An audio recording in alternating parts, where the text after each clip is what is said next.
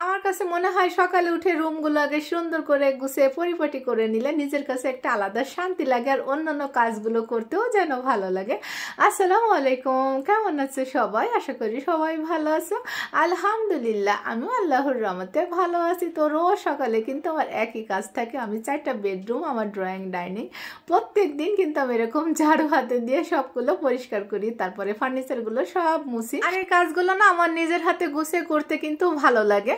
আর ঘর গুছিয়ে পরিপাটি করে রাখতে যে দামি দামি ফার্নিচার লাগে এমন কোনো কথা নাই, কিন্তু অনেকের ঘরে দামি দামি ফার্নিচার কিন্তু অবহেলা অযত্নে থাকে। আমার ঘরে যাই হোক কম দামি ফার্নিচার, কিন্তু আমি সুন্দর করে সব দিন এরকম মুছিয়ে পরিষ্কার করে পরিপাটি করে রাখি। প্রতিদিন সকালে আমার মেইন কাজ হচ্ছে এটা, কারণ ঘর বাড়ি যদি আমার গোছানো না হয় তাহলে আমার অন্যান্য কাজ করতে না একদমই ভালো লাগে না, মনে হয় যেন আমার মাথার পরে কতগুলো কাজ এখনো জমা হয়ে আছে। আর রাত্রেবেলায় চিতই পিঠা এনেছিল, তো কয়েকটা পিঠা ছিল, সেখান থেকে আমি এই যে 2টা পিঠা আর একটু গুড় গরম করে নিয়েছি। এটা খাবো, সকালে নাস্তা হবে। এটা চিতই পিঠা কিন্তু গরম গরম এই যে গুড় দিয়ে খেতে অনেক বেশি মজা লাগে। অনেকদিন খাওয়া হয় না, তো ভাবলাম একটু গুড় দিয়ে বসে খাই। তো এই যে আমি 2টা পিঠা কিন্তু খেয়ে নিয়েছি। তারপরে আমি কিচেন রুমে গিয়েছি। তো কিচেন রুমে ঢুকেও কিন্তু আমি আগে আমার এই যে চুলা, তারপর চুলার চারুধার আমি কিন্তু সুন্দর করে আগে পরিষ্কার করে নেই।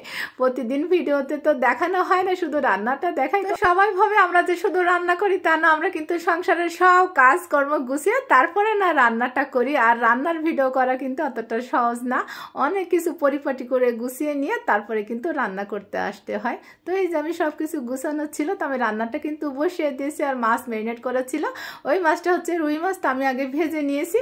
নিয়ে তারপর মশলা কষিয়ে এই যে মিষ্টি কুমড়োটা কিন্তু আমি সুন্দর করে একটু কষিয়ে নিব, তো ওটা আমি পাশের চুলায় বসিয়ে দিয়েছি।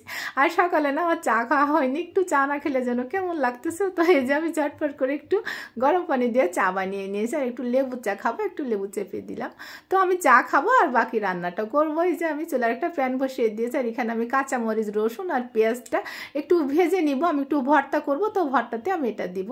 তো এটা নামিয়ে নিয়েছি, নিয়ে আমি প্যানটা ধুয়ে তারপরে আবারও কিন্তু বসিয়ে দিয়েছি। আর মিষ্টি কুমড়াটা আমি সুন্দরভাবে কষিয়ে নিয়েছি, আর একটু গরম পানি দিয়েছি। আর এখন এই যে ভেজে রাখা মাছগুলো দিয়ে দিলাম, দিয়ে একটু নেড়ে চেড়ে তারপরে ঢাকনা দিয়ে ঢেকে ওটা আমি রান্না করে নিব। আর এই পাশের চুলায় এই যে আমি একটু পরিমাণ তেল দিয়েছি, আর একটা ডিম আমি পেঁয়াজ, মরিচ আর লবণ দিয়ে এটা আমি ভেজে নিব। তো ডিমটা আমি উল্টে পাল্টে যে একটু ভেজে নিচ্ছি, এটা আমি একটা রিলসে দিয়েছিলাম। তো যাই হোক, ডিমটা কিন্তু আমি একটু ভেঙে ভেঙে নিয়েছি, দিয়ে এটা আমি নামিয়ে নিব। আর এই একই প্যানে আমি পেঁয়াজ, মরিচ আর রসুন দিয়ে একটু ভেজে নিয়েছি। আমি এখানে হচ্ছে ব্রোকলি এটা ভাজি করব ওই ডিম দিয়ে। তো আমি কিন্তু আগে এটা হচ্ছে হাফ সিদ্ধ করে নিয়েছিলাম একটু লবণ দিয়ে।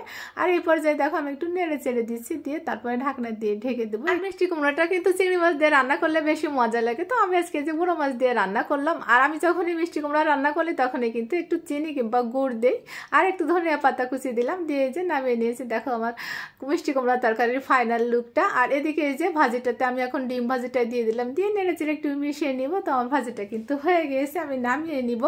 তো এটা কিন্তু খেতে বেশ মজা হয়েছিল। ব্রকলি এভাবে আমি কিন্তু ভাজি করি। একটা ভর্তা করে নিব। তো এখানে সিম আর টমেটো আমি রাইস কুকারে ভাত রান্না করেছিলাম, ভাতের পরে কিন্তু এটা সিদ্ধ করে নিয়েছি। তো আমি ভর্তাটা করবো আর তোমাদের মাঝ থেকে বিদায় নিব, কারণ আমার এখন অনেক কাজ, শ্বশুরের জন্য ভাত রেডি করে দিতে হবে। তো আজ এই পর্যন্ত, সবাই ভালো থেকো, সকলের জন্য আমার দোয়া থাকবে, আর আমাকে একটু তোমাদের দোয়াতে রেখো। আসসালামু আলাইকুম।